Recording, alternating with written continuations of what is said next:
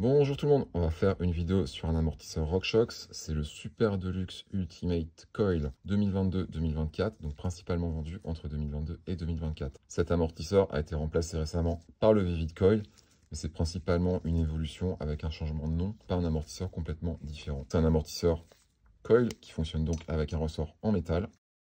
Ce ressort va encaisser les chocs et va rejeter la force des chocs. Pour que ça fonctionne, on a besoin que l'amortisseur joue son rôle, c'est-à-dire ralentir la vitesse à laquelle ça va se compresser et ralentir la vitesse à laquelle ça va se décompresser. L'objectif étant de garder le contrôle du vélo. La version Ultimate, c'est une version qu'on appelle aussi RC2T. Ça veut dire qu'on a un réglage du rebond, deux réglages de la compression, basse vitesse et haute vitesse. Et on a le Threshold qui est une molette en fait qui permet de bloquer quasiment totalement l'amortisseur. À cela s'ajoute le HBO, Hydraulic Bottom Out, qui permet de gérer la fin de course pour éviter de talonner si le cas se présente. Donc on est sur un amortisseur qui est assez intéressant en termes de caractéristiques, dans le sens où il y a pas mal de choix qui ont été faits par RockShox que d'autres marques n'auraient pas fait. Un exemple ici, c'est le collier qui se dévisse très simplement, c'est-à-dire quand il n'y a pas de système de blocage, il n'y a pas de système de billes en dessous qui vont faire en sorte que le collier ne se dévisse pas facilement. On a le nombre de tours de précharge qui est indiqué ici, minimum 2, maximum 5. Donc ça, c'est quand on a le ressort sur l'amortisseur.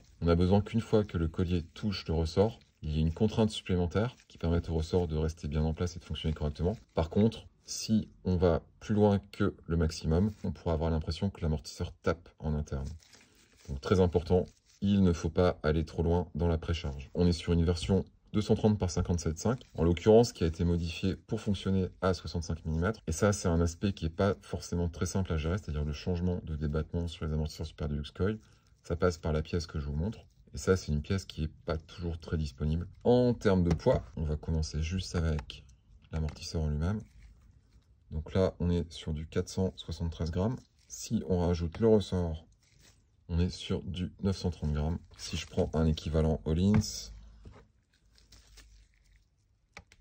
on est sur du 756 grammes. Donc, clairement, entre celui-là et celui-là, on en a un qui est beaucoup plus lourd. Et pour autant, le décompte de pièces à l'intérieur du RockShox Super Deluxe est moindre que ce qu'on trouve à l'intérieur du Öhlins. Pour ce qui est du HBO, c'est une fonctionnalité qu'on trouvait déjà dans pas mal d'amortisseurs, pas vraiment grand public. Donc ça va être actif sur la fin de course. En fonction de à quel point on sert, ça va être plus ou moins actif, plus ou moins tôt. Et ça permet d'éviter de talonner. On a un réservoir qui est assez long, donc ça contraste avec les choix qui ont été faits récemment par Fox. On a un réservoir qui reste assez long. Ça fait que l'amortisseur ne va pas forcément rentrer dans tous les cadres. On a un piston en interne, donc là j'en ai démonté un, je vous donne l'exemple. Donc un piston, généralement, c'est un cylindre autour duquel on va mettre différents clapets. Donc les clapets, c'est les rondelles que vous voyez à l'écran.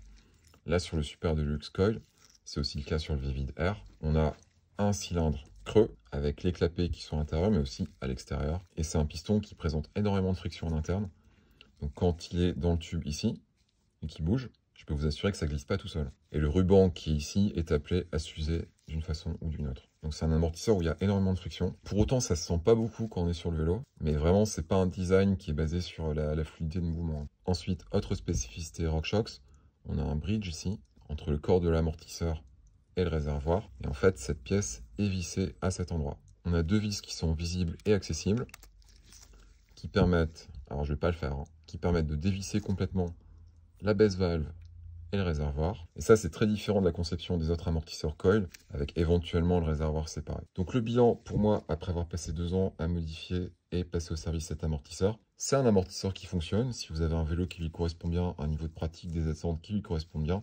Par contre, on n'est quand même pas sur quelque chose qui va convenir à tout le monde. Je suis toujours surpris de la taille que prend la tête cylindrique. On est loin d'être sur une tête cylindrique compacte. C'est un peu dommage qu'il n'y ait pas d'alternative. Les modifications parfois demandent de sortir les grands moyens, il y a quand même pas mal de pièces qui ne sont pas disponibles ou difficilement. On a un niveau de friction en interne avec le piston qui est quand même assez surprenant.